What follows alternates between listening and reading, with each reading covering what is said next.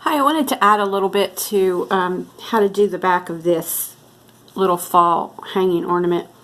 I noticed afterwards that when I looked at the edge, there's a lot of, well, that part didn't take it all, but this part right here, as you can see, a lot of weaver's cloth. So I wanted to show you how to fix that. If you just take your hot glue gun and just barely push on it really light, and then squeeze these two pieces together,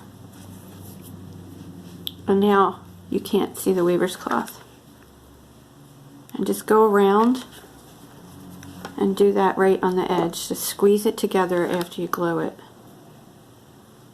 But this time I'm getting to the very edge of the weaver's cloth, and when I was attaching the backing I didn't, so I have this, if you can see that.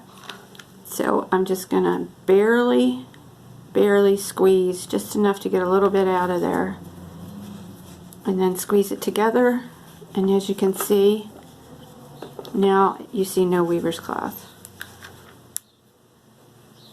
So I'm just gonna go around and finish that. Again, you're gonna squeeze just a tiny bit because you don't want, one thing I don't like is when I see a project with gobs of glue showing. That's just really like one of my little pet peeves. I just don't like it. I think it's sloppy.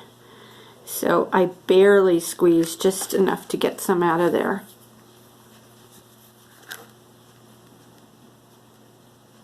It's kind of really like wiping it. You're not even getting like a tube. I mean, like, I don't know how to explain it. It's just, you're just kind of rubbing it there. You're not really like squeezing a whole line of glue out. So that's it. And now as I go around, you don't see any weaver's cloth because it's all closed up. Okay, thank you. Thanks for watching. Be sure to subscribe. Bye.